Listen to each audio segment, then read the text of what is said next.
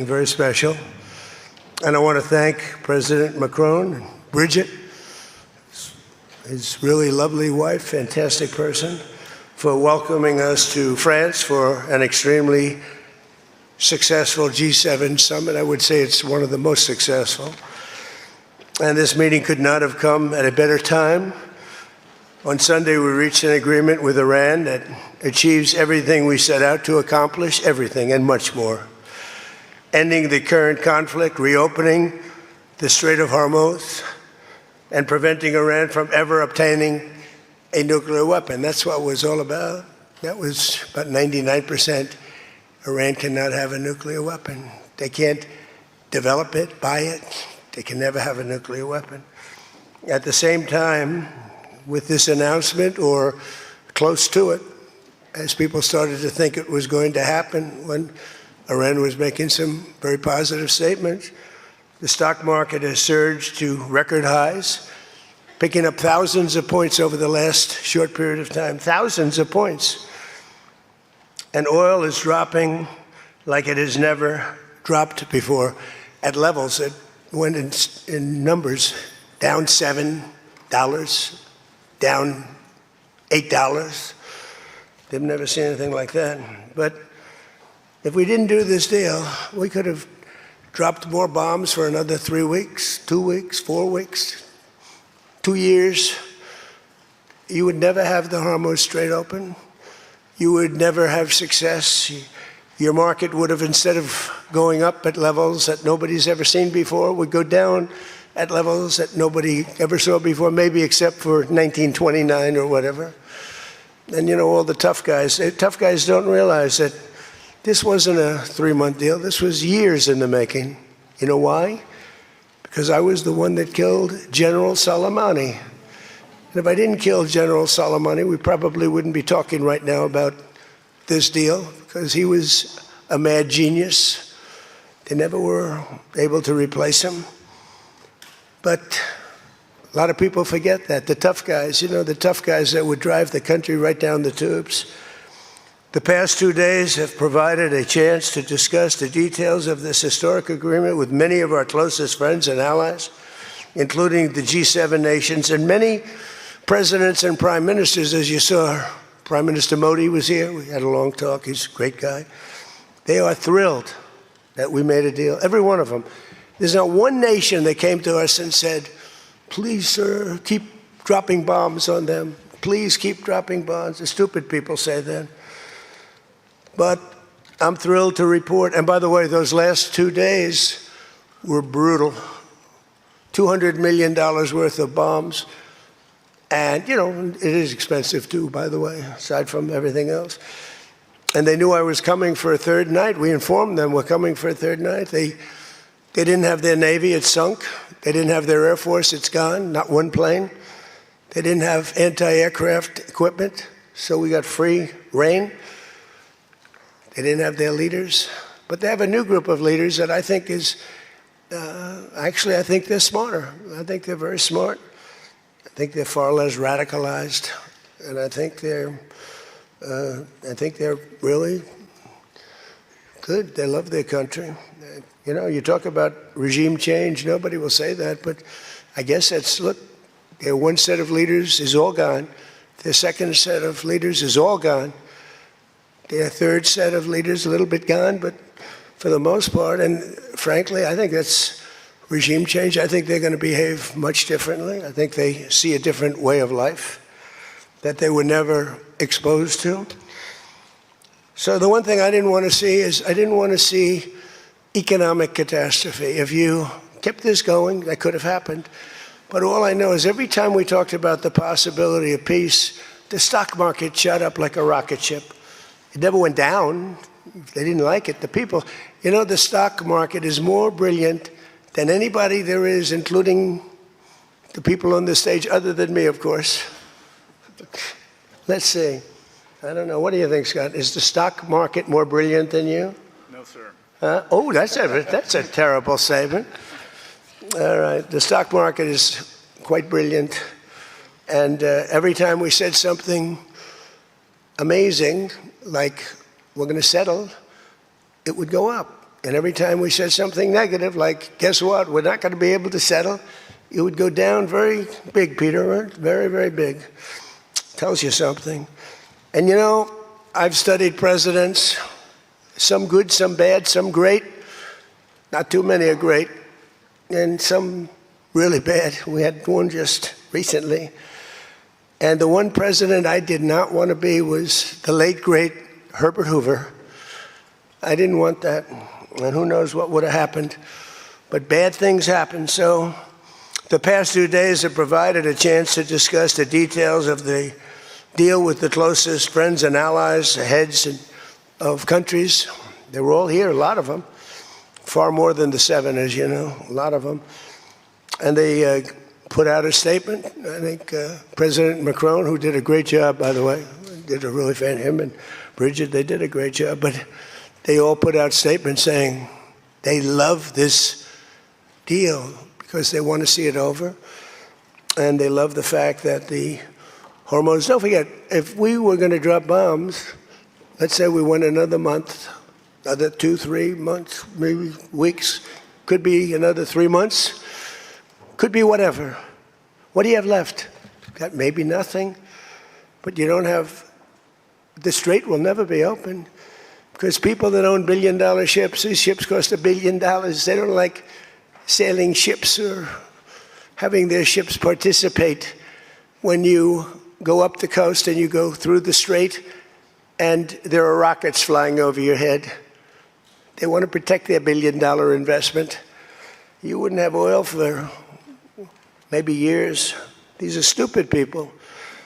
But nobody was tougher than me. Nobody hit Soleimani. You know, when I hit Soleimani, people thought that was the biggest thing to happen in the Middle East for 50 years. That was the biggest event. He was the boss of Iran and respected, but he was a mad genius. He was a genius, the father of the roadside bomb.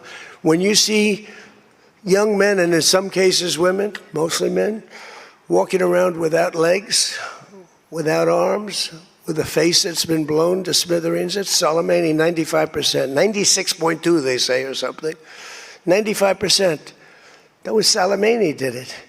Happened to come from Iran, and I blew him up. You remember that? I blew him up in the Valley of Death. He got off his plane and we followed him, and in all fairness, because they've been wonderful to me, Israel, but they didn't want to do that attack. They were all set. The night before the attack, they informed me they didn't want to do it. So I had to make a decision. I made the decision to do it.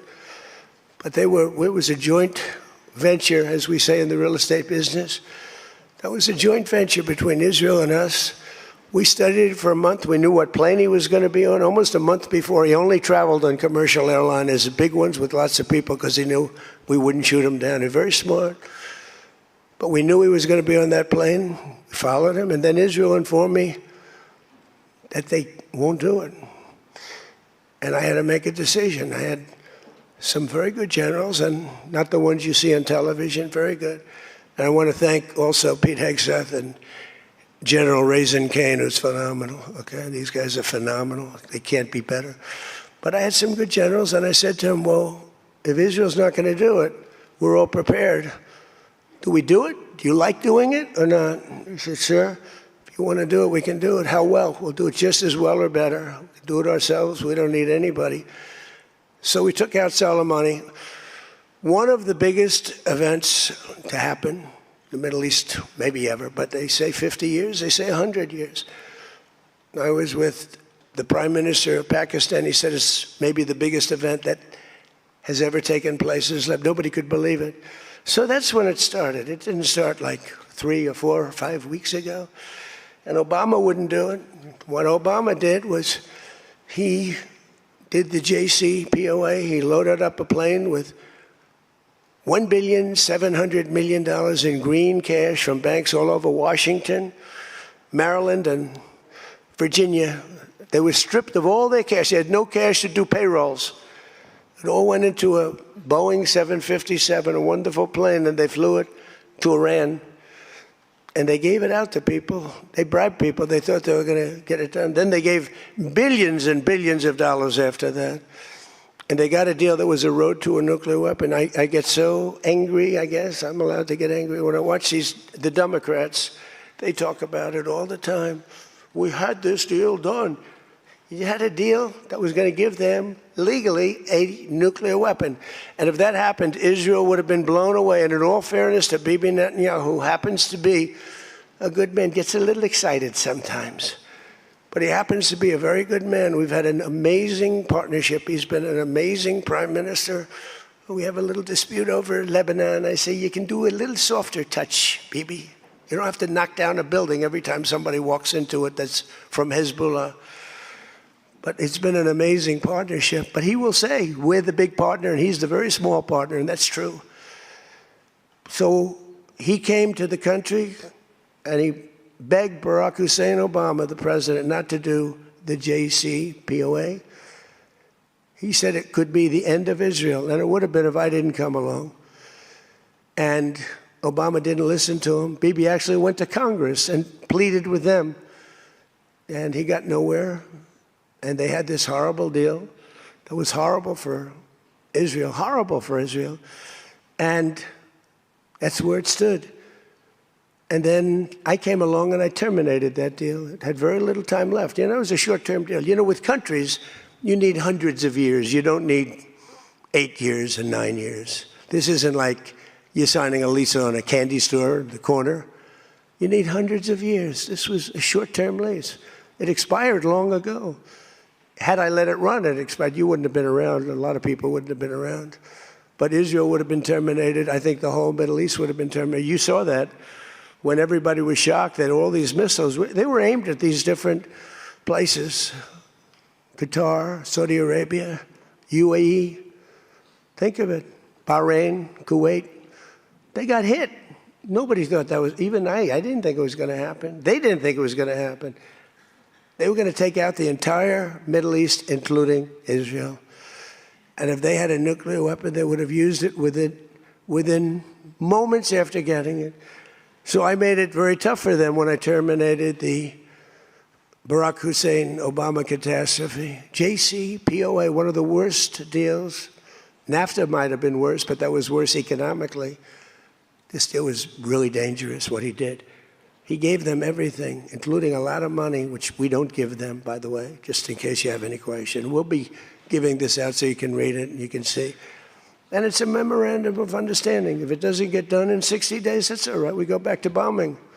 You know, I don't want to do that because it's so good. But we might have to, because we're never going to let them have a nuclear weapon. But they've agreed not to, and you'll see that very clearly in the agreement. But then the second phase of that was they were building, or they were enriching material, as they say. I call it nuclear dust. They were enriching material under granite mountains. Granite being, for those not in the construction business, granite being a very strong, the strongest stone. It's not as pretty as marble, but it's much stronger. It's a lot stronger. Like the new granite I put on the stairs of the White House going to the Oval Office, the black granite, it's rated 1 million years plus. No marble's rated that. Marble's rated 100 years if it's outside. So these are granite mountains. And the B-2s came along and they hit those air shafts in the dark at 1 o'clock in the morning with no moon. They had a beam going right up everywhere. Those guys did a job, and then they were criticized by certain members of the press, like CNN, for possibly not doing that much damage. And it turned out that the damage was far greater. Those mountains collapsed right on top of everything. Nobody's going to get that for a long time. Unless we want to get it, we'll get it. But we're the only ones that can. And they say China has the equipment to get it, and we have the equipment to get it. And it's actually not valuable. Not a lot of value, but we'd like to get it psychologically, but nobody's touching it. We also have cameras. That's what Space Force is. We have the greatest military in the world, by the way. But I'm proud of Space Force because I started it. We have Space Force cameras on every single door, well, there are no doors. They've been pretty well shattered, but every area of that. If somebody walks in and he's got a badge with his name on it, like Mohammed something, which is about a 50-50 guess, Mohammed something, they can tell the name. They can give you a serial number. We can see things you wouldn't believe, the quality of the stuff that we have. That's why we've been so successful. That's why our blockade will go down in the annals of history as being unbelievable. Nobody's ever seen a blockade like that. It's like a steel wall. So what happened is we then terminated that, and I call it the nuclear dust, and that was the end of that. But if we didn't hit that with the B-2 bombers, or if it wasn't successful, they would have had a nuclear weapon, a nuclear bomb at a very high level, not the highest, but it would have been a very high level. We have much bigger, but we hope that we're never going to have to use it. We have the most. Russia has second. China is very far behind, but going to catch up, unfortunately. You know, they're catching up, but we have the most. We have the most powerful, but we also have the most. But Russia's not far behind. And then you have China in third place, but within 5 years, they'll be probably even. And we ought to make a denuclearization deal. It would be so great. We don't need all of that. We don't need to be able to blow up the whole world 300 times over. It's terrible. It's really, if we could do a denuke deal, I'd love it. And one of those two is very willing to do it, I will tell you. But the other one is less willing to do it. And you need all of them. So the deal we reached with Iran on Sunday will be signed shortly, tomorrow, maybe the next day. Subject deals. My whole life is all about deals. That's all I ever did is make deals. And crazy things happen with deals. I've gone into deals where it's a guarantee. No way it can not be signed. And it doesn't get signed. And I've gone into deals that you have no chance of making, and they go like nothing. So, but we're going to most likely sign a deal. They want to sign a deal. And they've been acting very appropriately. They took a big 2 hits last week. Those were 2 very big hits. So importantly, Iran has agreed that they will neither produce nor procure a nuclear weapon. Neither produce, because originally they said, they talk about that they will not develop a nuclear weapon. And some people found it okay. These guys didn't, in all fairness. But some people, but I didn't like it. Said it won't develop. I said, what happens if they should buy? I don't know. It's very dangerous for somebody to sell, because whoever sells them a nuclear weapon will get nuked themselves. If they sold a nuclear weapon, only a few that could do it, they would be nuked. They wouldn't have that country long. So it's a very dangerous thing for somebody to do.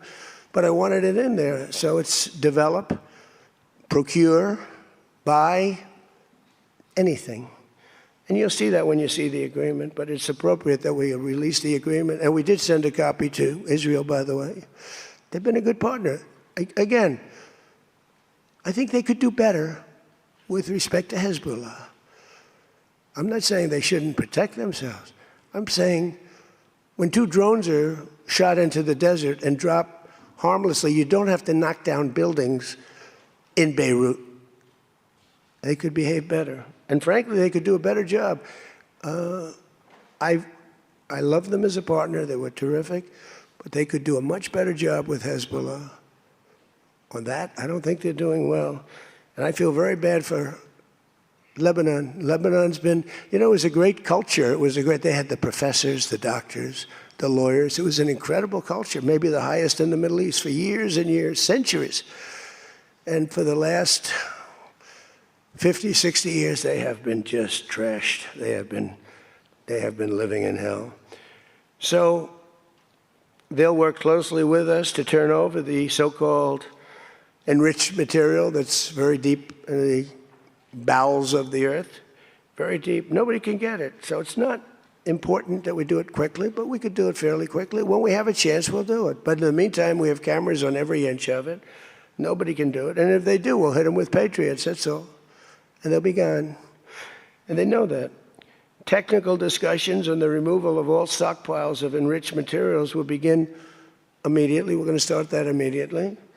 And unlike Barack Hussein Obama, who sent Iran pallets of cash and any relief they receive under this deal, they'll have to get based on merit.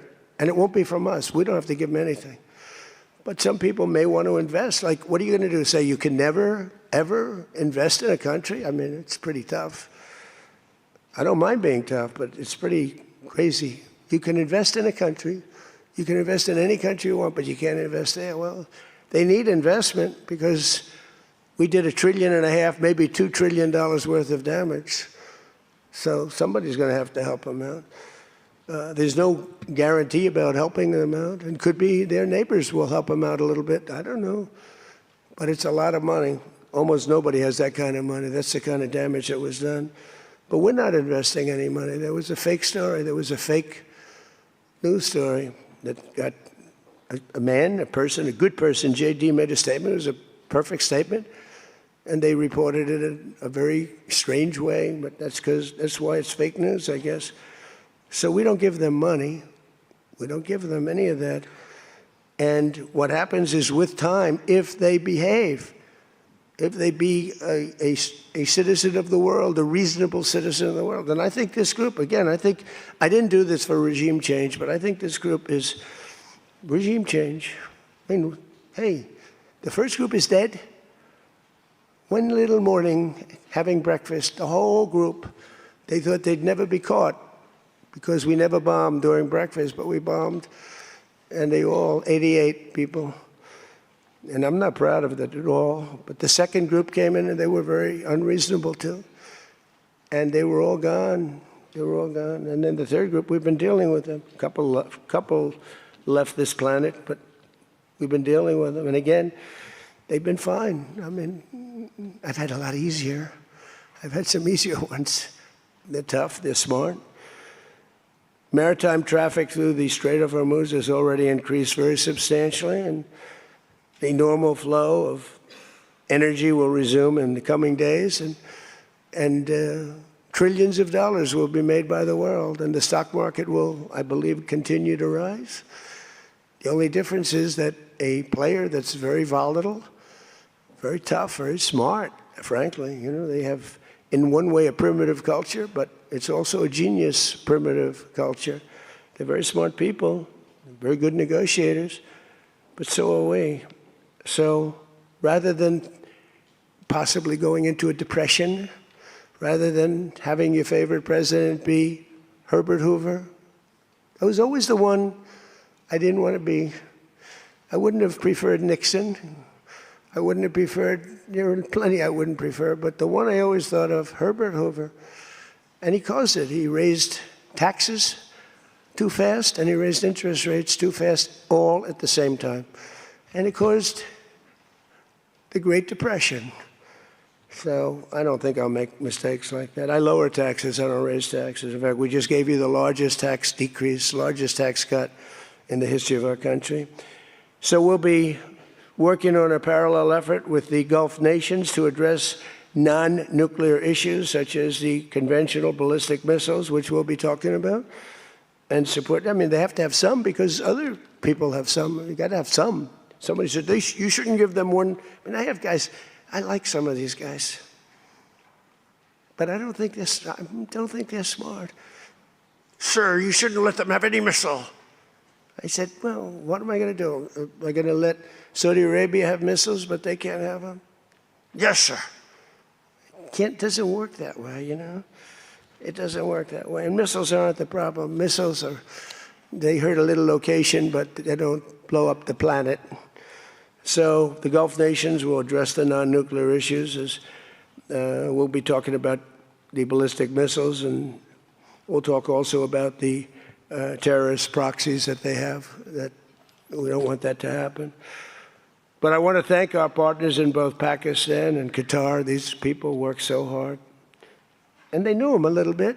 In the case of Pakistan, quite well. In the case of Qatar, they were sort of at odds. And, you know, Qatar was great because they had right next door. When I flew from there, from that location to Saudi Arabia, I'd fly for 40 minutes, and I'd fly to UAE for 40 minutes, to great leaders there, by the way.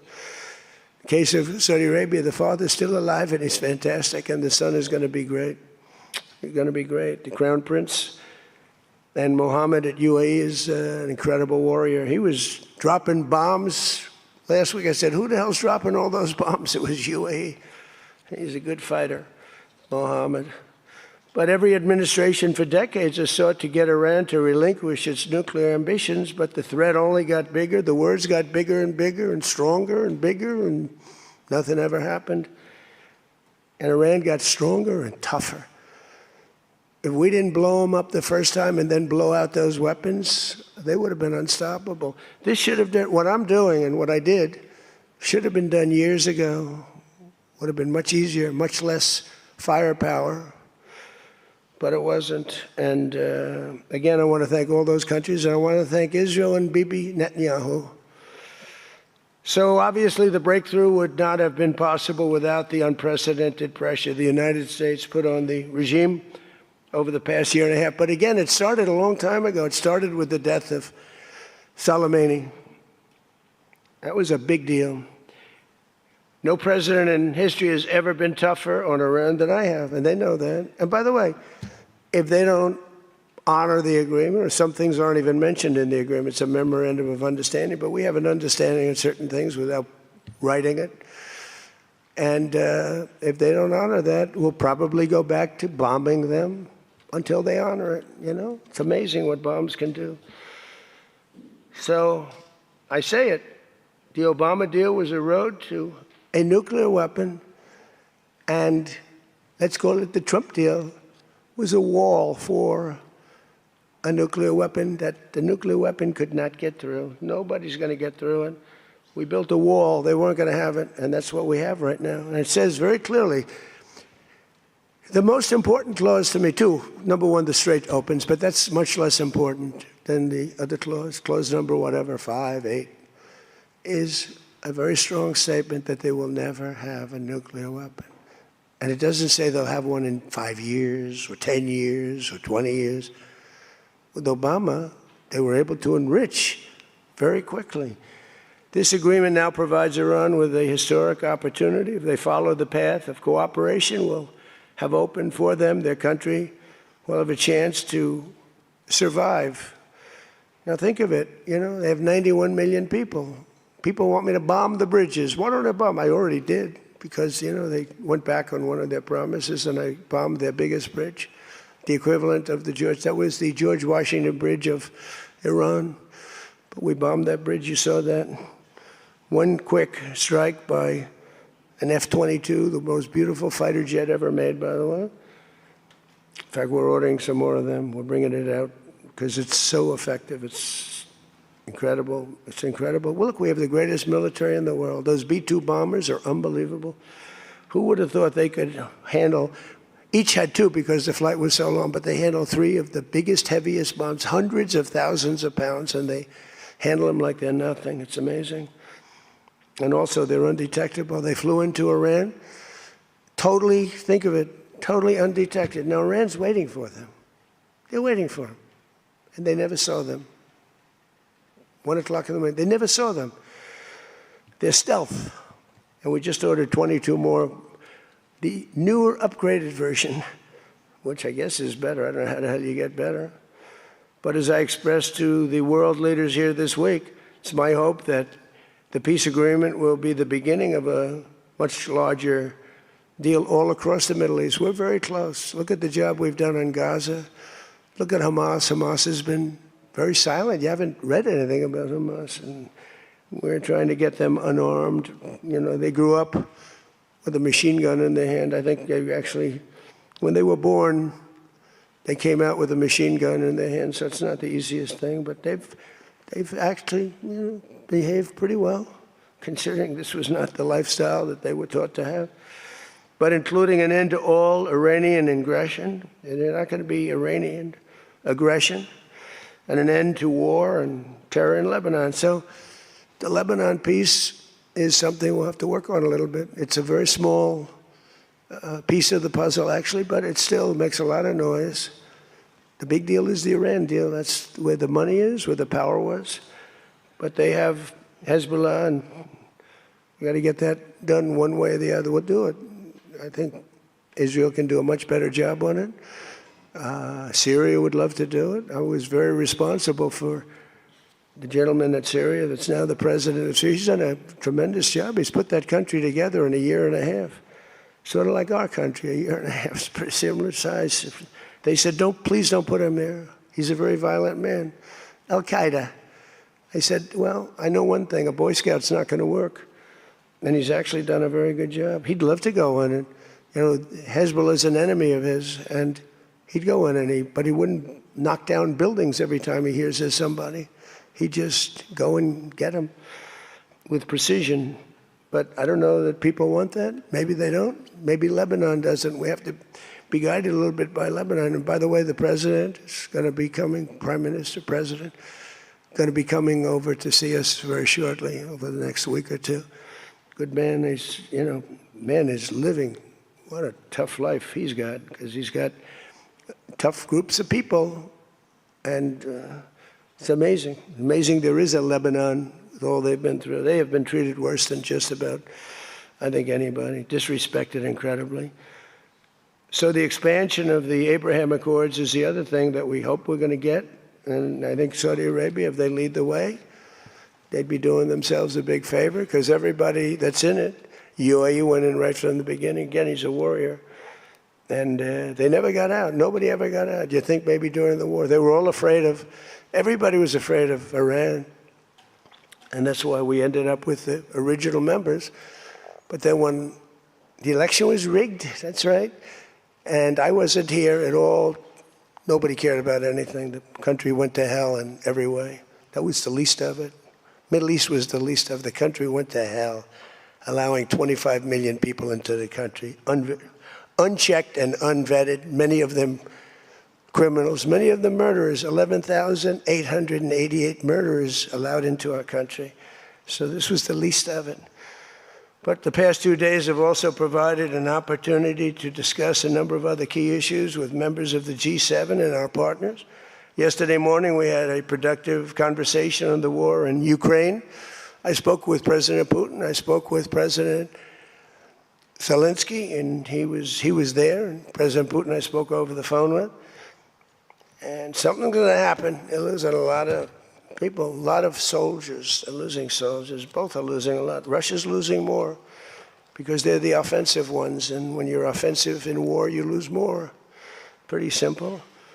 But I provided an update on my call Sunday with President Putin and expressed my continued hope. We had a very good conversation with President Putin and a very, very good conversation with President Zelensky. I think they both want to do something. They just don't know how to do it.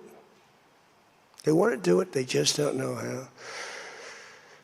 In our session yesterday afternoon on international partnerships, I offered an update on how the United States is leading the world in responding to the Ebola outbreak in Africa, sending $375 million in aid so far to help stop and contain the crisis at its source, and we've done great. I was with the president of, a couple of presidents came over, by the way, from African nations, and they were so happy with what we did. But where it's unfair is we gave $375 million. The rest of the world gave essentially nothing, maybe a couple of bucks, but nothing. And they were all saying, thank you so much. And I think they've done a good job. It's a terrible thing. Ebola is a terrible thing. That's an unbelievable one. Fortunately, it's not like COVID where it's that easy to spread around, but it's rough. And we've done a good job. We've moved people to certain quarantine, certain locations.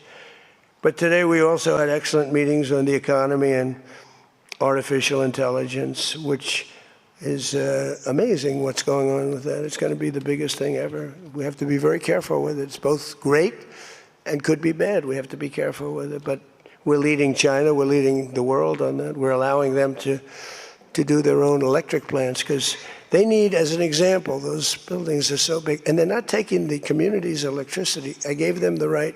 It's my idea. I gave them the right to build electric plants like Con Edison in New York. Dig we must. And they've come up with plants that nobody's ever seen anything like them. Those are by very high IQ people.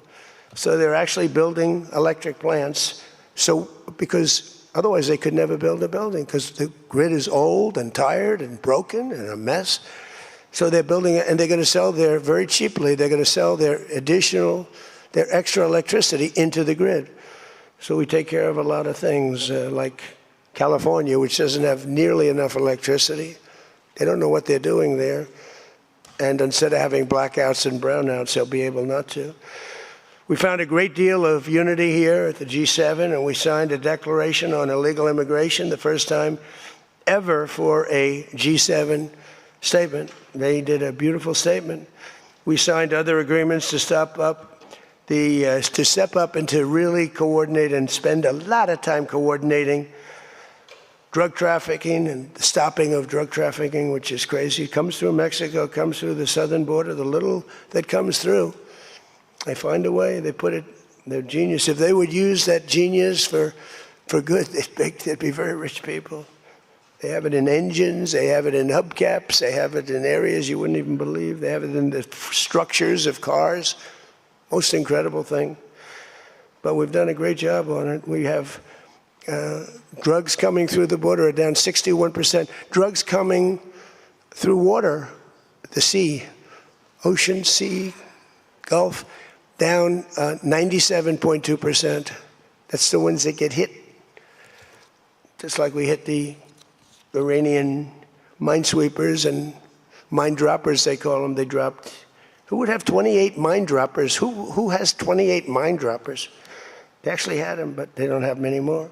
We hit them just like we hit the drug dealers. But drugs are down by water 97%, and over 60% they're down. And now we're going to go and focus on the land. They come through Mexico. Mexico has lost control of their country. The cartels run Mexico, and it's sad. And the president's a very good woman, but she's a very scared woman. The drug cartels are totally running Mexico. It's not even close. We agreed to accelerate our efforts to secure our critical minerals and rare earth supply chains, where we have great companies really going to town. We're going to give everybody a big run because we do it better and we had to get motivated. The G7 also agreed that the United States' new approach to international development based on the private sector investment is working at levels that they never thought possible. It's really working. I held a number of very positive bilateral meetings, including with the president of France. It was a very good meeting, actually. The Emir of Qatar, Sheikh Tamim. I tell you, I wish I could really know the guy. You know, some people say, well, he lived in that neighborhood.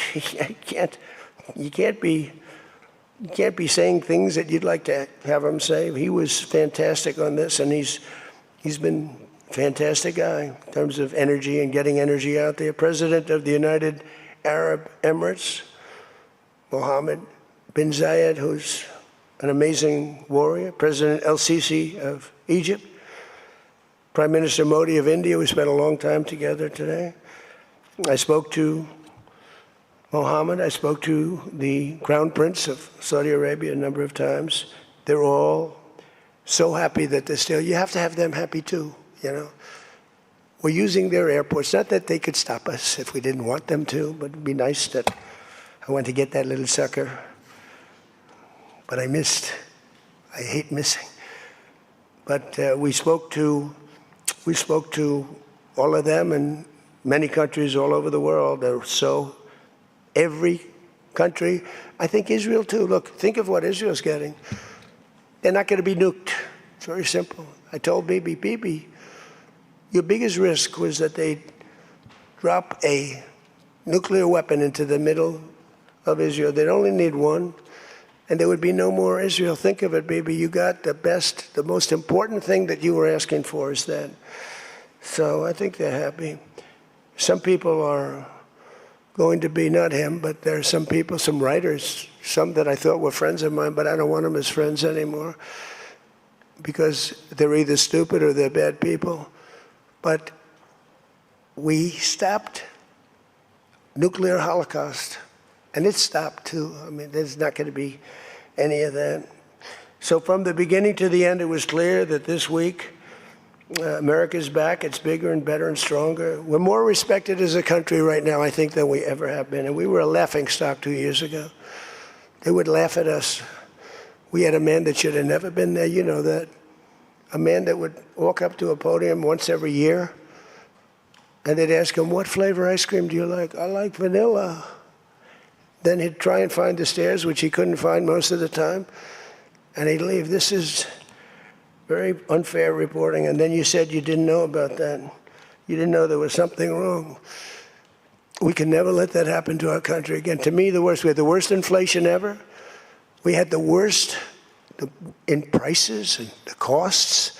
It's all coming down now because the oil is bringing it down. You're going to see numbers that are going to be amazing. But this evening, I look forward to a very special dinner with President Macron and his fabulous wife at the Palace of Versailles. I sort of like that palace. Palace has a lot of gold. I want to check it out. It's a beautiful palace, maybe the most beautiful of all. I hope you're going to get to see it. The ones that are traveling with me, I hope you're going to get to see it because it's amazing. But they asked me if I'd stay a little bit longer and go to Paris. So I'll get home a little bit later, but it'll be a nice dinner. But I'm interested to see it. I mean, that's the ultimate, I guess. It's the ultimate of its type. Louis XIV, celebrating the 250th anniversary of America's founding and America's oldest alliance. And we're celebrating that a little bit tonight. They'll have the biggest people in Europe at the dinner. And those people love our country. And hopefully Europe's going to find its way. Europe is having a lot of hard times. They're doing some things very badly on energy and on immigration. They're doing things very badly. And we'll be talking about that tonight. So with that all said, if you want to ask us any questions, feel free to ask the people behind me. Yeah? Peter? Bonjour.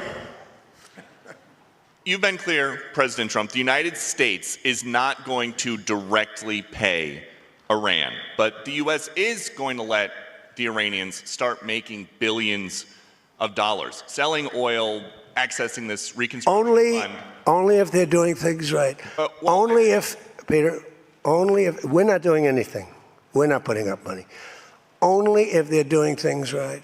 If they're doing things right, if people want to invest, they can invest. But they had this $300 million fund. It's only $300 billion fund. It's only if they're doing things right. Remember this also. When you talk about billions of dollars, they've had much more than $1 trillion worth of damage done. They got a long way. There'll be 15 to 20 years to rebuild what they have right now. So they have to behave themselves. If they're not behaving, they get hit again. You know, they'll be hit again because we can do it very easily. It's going to take a long way for them to build back their anti-aircraft stuff. It's going to take, and you know, the other thing I want to thank China, President Xi, I was with him, and he stayed neutral, totally neutral, and I appreciate it. And I want to thank Vladimir Putin. He was very neutral. They could have made it much more difficult for us. And I want to say it. You know, somebody would say, oh, that's terrible. He's thanking President Xi of China. Well, let me tell you, I had a long talk with him. You know, they have shoulder weapons to knock down airplanes. That it's not like the real deal, but they're accurate. They're fairly accurate.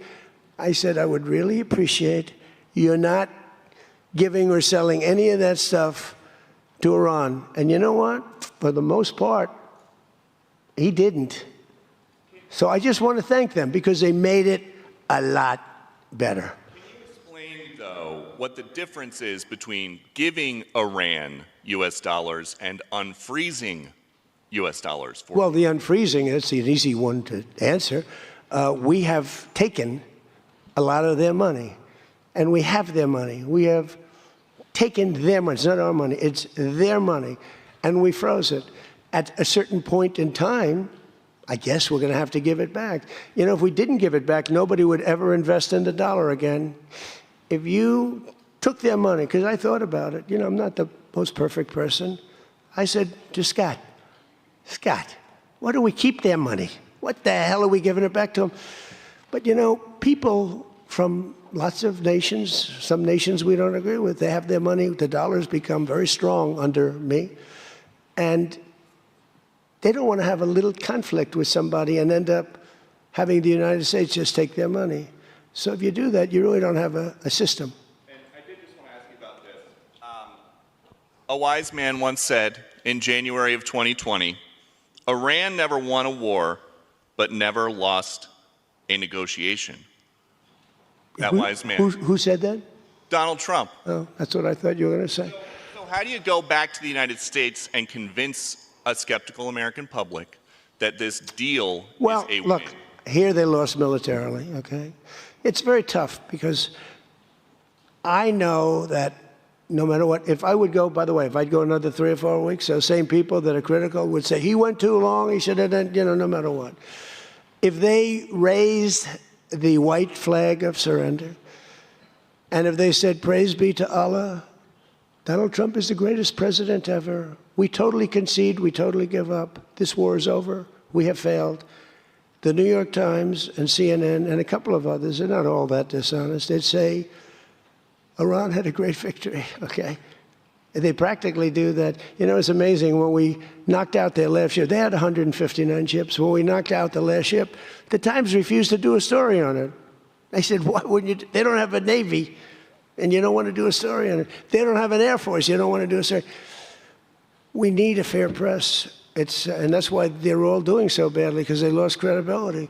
When I win in a landslide, and I had 93% bad press, they take good stories about me and make them bad.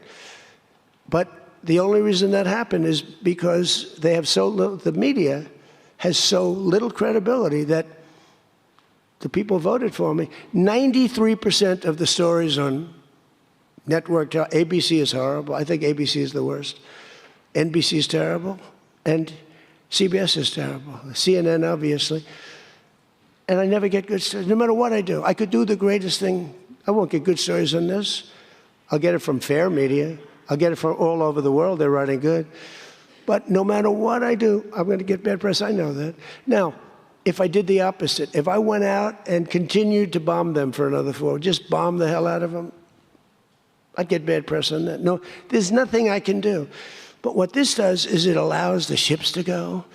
If we keep bombing, those ships won't be going. And you're talking about $500, $600, $700 million a day. It's a lot of money. A lot of money. That's why the world is okay. It's liquid. It's fine. Also, we run out of reserves in about 4 weeks. There are reserves all over the world, and we would really run out. And there'll be a time when you wouldn't be able to get it. And you want to see bedlam? So for all those so-called geniuses that want to show me how smart they are, ask them why didn't they blow up General Soleimani? Ask that of the general and a couple of other people that I like very much, but boy, are they wrong. Go ahead. How about you? Thank you, Peter. I'd give you more, Peter, but people will say I like you too much. Thank you, Mr. President. Bonsoir, Mr. He told me that first day in office, he asked me like 7 questions. I answered all of them. Is this true? He said, he just answered more questions in one meeting than Joe Biden did in 4 years, okay? I'm not going to get you in trouble, but that's what you said. Go ahead. Bonsoir, Mr. President. In The Art of the Deal, you write about the importance of leverage. Yeah. Obviously, you have a lot of leverage when it comes to Iran, whether Tremendous it's militarily or through economic sanctions. What leverage, sir, do you have when it comes to Israel and Hezbollah to ensure that they abide by the ceasefire? Well, I think we have leverage just by the fact that we really have Iran now has to be good. They have to behave. And we might help. That's a much smaller conflict. It's a conflict that should be able to be over with. I'm surprised it's taken so long. And it's a much smaller, but we have a lot of leverage. We have the greatest military anywhere in the world. We have the strongest, most powerful. Look at the blockade. By the way, the blockade was more impactful than all of the bombing raids where we dropped $1 billion worth of bombs on Iran. The blockade was so incredible. The naval blockade, the admiral, the whole thing, not one ship got through. That meant no money got through. They were dying. They had no money. They have inflation that's 250 or 300%. They have no money. We have tremendous leverage. We have the leverage of the economy, as an example. We'll get that done. That's a small one, and we'll work with Israel and get it done. But I'd like to do it. I mean, you have people living there. Buildings are being dropped on top of them or right alongside of them. How would you like to live there? It's so unfair, especially Beirut. You go into Beirut, and I looked at the scene 2 days ago, yesterday, where they hit. That was a big hit. That was unnecessary in my book. Yeah, please. Two questions. If you could clarify something you said just a few minutes ago. One of the goals of Epic Fury going into it, you said was... Say it again. Speak up. Sorry. One of the goals of Epic Fury, you said going into it, was to destroy Iran's ballistic missiles and its capabilities to build more. Yeah. Why is it acceptable to you now that they keep some of that capability? And Iran is... What are they keeping? What are they keeping? They have less than other nations now. We knocked out probably 84, 85% of their missiles. The rest of them are underground. They can't even get them out. You know, the other night's raid, I think it was on the first night, we knocked out hundreds of their missiles. Actually, by mistake, we were hitting an area, and you can sort of see when the bombs are going off, and then you see one that looks like, wow, what happened? A lot of missiles knocked out. No, but what are you going to do? Let's spend another 2 weeks and give them none. They don't want to be firing missiles right now. They're going to have a hard time rebuilding. They're going to have a hard time rebuilding. And if people from the Middle East, if people want to invest, and again, they don't have to invest at all, but if they do want to invest, it does have oil. It does have probably a future, but it's going to take a long time. But are you going to let the 91 million people starve to death? I mean, one of the things I was very intent on, they have water desalination plants, very good ones. I could have knocked them out in 5 minutes, just like I knocked out Cargill, and I knocked out everything but the oil. I said, 25, it was so complete. The only thing there is the pipes coming with the oil because I didn't want to ruin the world market because they do a lot of money. But I didn't want to do that, no. It would have been so easy. It would have been easier, and I would have satisfied a group of 10% of the people, but it would have been the wrong thing to do. And it could have caused an international depression. Maybe not. Iran's position has always been that their nuclear program was for civilian purposes. If they come back after the signing of this and say they want to continue to have a civilian nuclear program, is that acceptable to you? Well, I've said to them always, I say, look, you have probably the third largest oil reserves in the world. What the hell do you need nuclear for?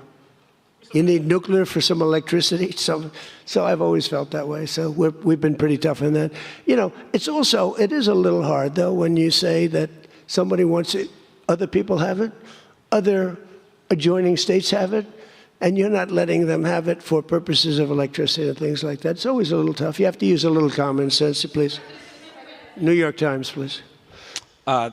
Thank you, Mr. President, for the question. Now that you're approaching a new phase in this conflict with Iran, can you now say whether you will hold anyone in your administration accountable for the strike on a school that killed more than 100 children on the first day of the war? No, if it was a fault, and as you know, that's under investigation.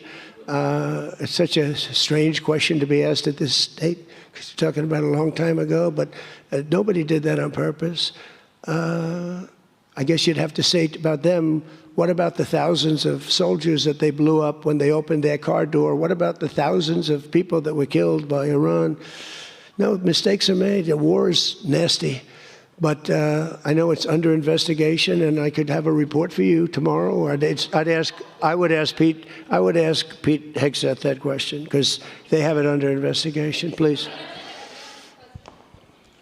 Mr. President, you've been saying all week that this deal permanently prevents Iran from getting a nuclear weapon, but the drafts of the deal that have been floating around barely mention Iran's nuclear program. So can you explain how exactly the deal achieves that goal? So when I say permanently, it should be permanently. But if it's not permanently, we will bomb them. They will be bombed, just like I bombed them on Wednesday night and Tuesday night, and was going to bomb them on Thursday night at a level that was 3 times greater, and they knew that. I will bomb them. Now, that's with me as president. If you have a weak, pathetic president, maybe that doesn't happen, but I can only do the job that I have to do. I have a long time to go. I have almost 3 years, close to 3 years. Time is going fast. But our country's become we're the most respected country in the world. Those leaders today, they said, we used to laugh at you. 2 years ago, the same guys, they'd laugh at the country. And now they say, you're the most respected country anywhere in the world. Militarily, even military. Take a look at what happened look at what happened in so many different locations. Afghanistan, that horrible retreat that these people made, leaving equipment behind. They weren't under any pressure. You take your time. You can get out. I was going to get out. We were going to get out with dignity and pride, take 100% of the equipment. I was even taking the tents down. But then they got in and they just left. They left all the equipment. I may get all that equipment back. Now, here's the thing. More symbolic, because it's a little old now. But we may get it all back. Afghanistan is kissing our ass. You know that? So you're threatening to bomb Iran if they don't comply, but there's nothing enforceable in the deal itself. Is that correct? Doesn't have to be. I let them know. I said, look, if you don't adhere to the agreement, I don't want to do that, but we're going to bomb the hell out of you. And I don't think that they're going to veer from the agreement. What else am I going to do? Am I going to say I'm going to take you to court? Let me take you to court. Let me sue you. No, we're going to bomb the hell out of them if they violate the agreement. I don't want them to. I want them to honor the agreement.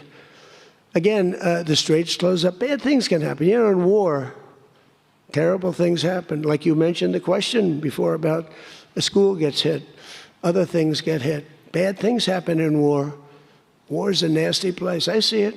I see it. I see it better than maybe anybody has ever seen it. Of the agreement with the Israelis. Go ahead, please. Thank you, President Trump.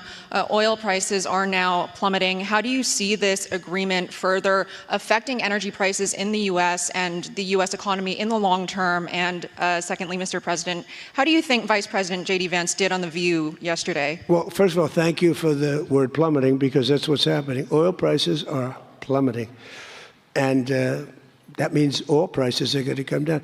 You know, if you make donuts, you have a heating, you have a stove, and you have to buy the heat, you need the gas or the electricity or whatever you're using. And when oil prices come down, oil is the biggest thing. Oil is, you get oil prices coming down, and they're going to come down. And we're hitting into threes now for gasoline, and that'll come down a lot lower. So I was in Iowa just before this started, and I was saying to myself, I can't believe we're doing so well, but I have to go, and we have to put out this fire in Iran because I don't want them using a nuclear weapon. They would have used a nuclear weapon. 100% they would have used it. The only question is, was it going to be that day or that week? They would have used a nuclear weapon. They were on the way, and I said, we're going to have to put out the fire. And I said, you know, oil prices, so gasoline, we passed 2 gas stations in Iowa, made a speech up there. The people are great. I won it by so much. And I love the people, farmers. And we passed 2 gas stations. One was $1.85, one was $1.91. Now, that's Iowa, but it was, I mean, California has all those crazy taxes that they put on, you know, California taxes. But the oil was down to $2 to, I'd say, between $2 and $2.50. And it was heading down further. And we were going to have a great run. We took a little journey down to a place called the Islamic Republic of Iran, and we bombed the hell out of them, and now they can never have a nuclear weapon. Now, we had a disturbance, but I must say it was much less than anybody thought. The oil never went to $350 a barrel. It went to $115, $120. The oil never went anywhere near that. And the other thing, I thought the stock market would go down 25 or 30%. The stock market, a week ago, before we started this, was higher than it was when we started, which tells you that we have a very resilient economy. We have the strongest economy we've ever had. Now, the word affordability is a fake word but made up by the Democrats. Here's where it's fake, because they made it up, because I inherited these prices. And when I had my first news conference, first day, they started screaming affordability, the Democrats. Affordability, affordability, they're screaming. I say, what's that all about? They gave it to me. They gave it to me. It's affordability. And they use that word to a fare thee well. Well, they were the ones that created the affordability crisis. I'm the one that got it down. Remember, highest insurance rates in history, highest rates for everything. Eggs, remember eggs? They were 4 times more expensive than they were in my administration. And I got it down, Peter, very quickly. Our secretary did a good job of agriculture, Brooke. She did a great job with eggs and everything else. And now that the oil is coming down, you're going to see everything follow. Everything follows the cost of energy. And we're going to end up having the lowest energy anywhere in the world. Please. Yeah. No, please. Thank you. You're from ABC. You're fake news. Go ahead. To follow up on oil, can you confirm, will Iran be able to immediately sell their oil to market? And will U.S. sanctions snap back immediately if there is a delay or collapse in the talks? And then relatedly, is there any safeguard in this deal to prevent Iran from charging what they say could be fees after the 60-day extension? The thing that's going to stop them from doing that, because you can't cover everything in a document, is common sense. They don't want to get bombed. They don't want to get hit. As far as sanctions are concerned, at some point, we have sanctions which will never let them rebuild. They would have no money. They would be in poverty. The 91 million people would starve. So something will happen as soon as they behave. When they behave, we're going to let that go. We're going to have to. I put sanctions on a lot of people, and then I let them go. A lot of countries. Yeah, please. Thank you, Mr. President. My name is Shinji Abe. I'm a Japanese Yomiuri newspaper company from the Washington Correspondent. My question is about the Strait of Hormuz. Did you ask other G7 nations to send military force? And what specifically are you asking of Japan? Or where are you from? I'm from Japan. From where? Japan. And is military support? I just left your prime minister. Japan's doing very well.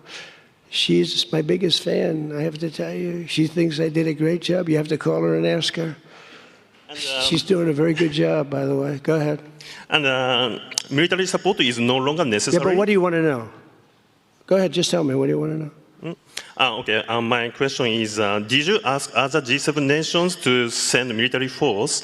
And what specifically are you asking of Japan? To send the Air Force? For what?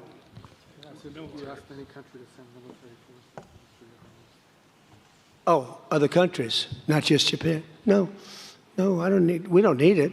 Oh, by the way, they all want to do it. They all want to do it. Every single one of them. They want to go be a part of it now.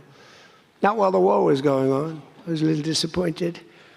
The UK, I said, yeah, it would be nice if you sent ships. I didn't put a hard sell on, but I said, it would be nice if you sent some ships. And the Prime Minister said, they'll be there, sir, as soon as the war is over.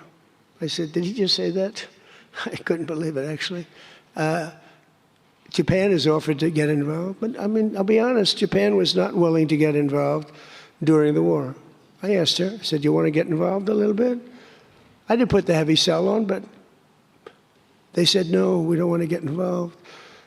Nobody did. We did it ourselves with Israel and with the Arab states that got hit, surprisingly hit. Yeah. Yes, please. Go ahead. Thanks a lot, Mr. President. Question on Brazil.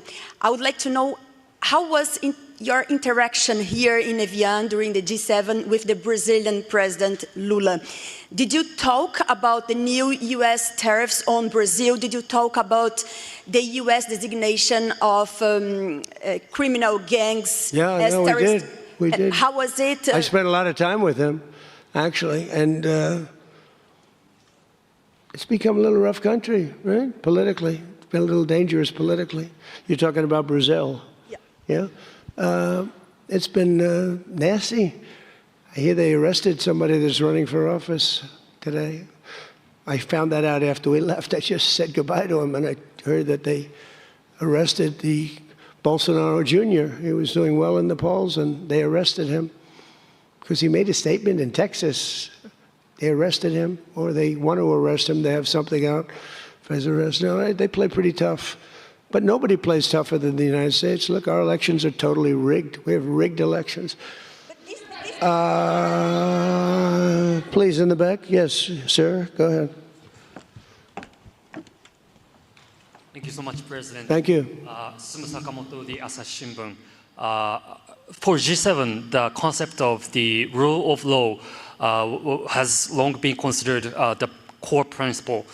During this summit, any of the leaders expressed any concerns on the possible violation of international law on the attack on Iran? No, actually the opposite. They felt they were very dangerous.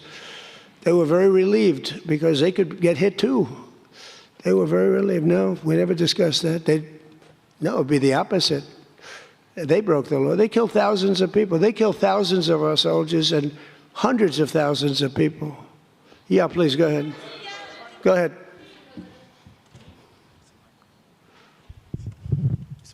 Okay. Mr. President, yes. Yesterday, the Pakistan thanks for the Chinese government to help make a peace talk between Iran and the United States.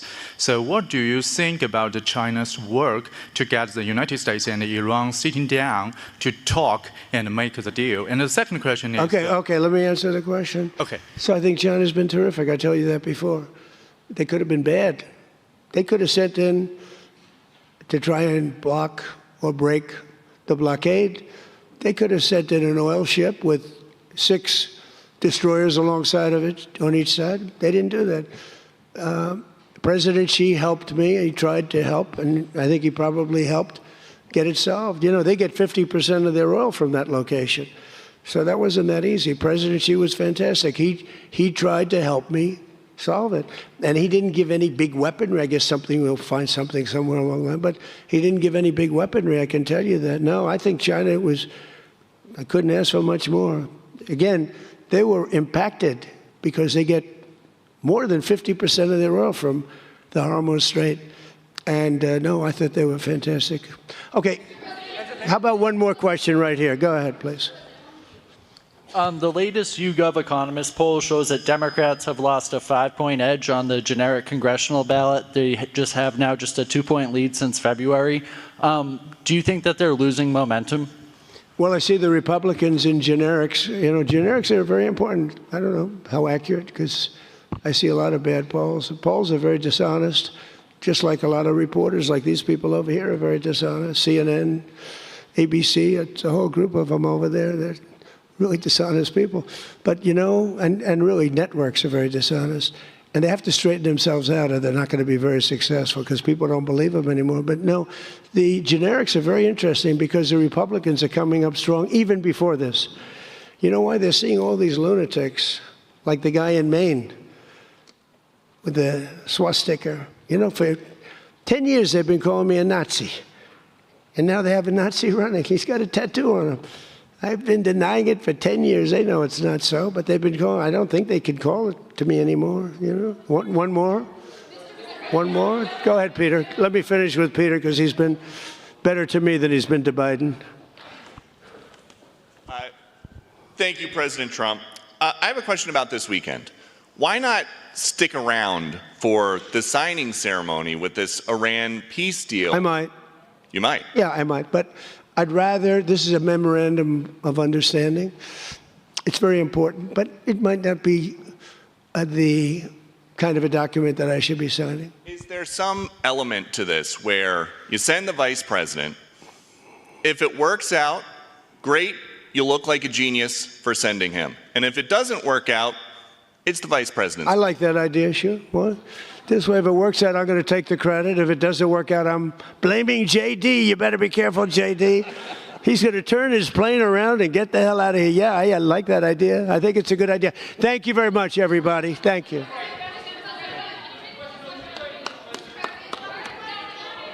Thank you, everybody.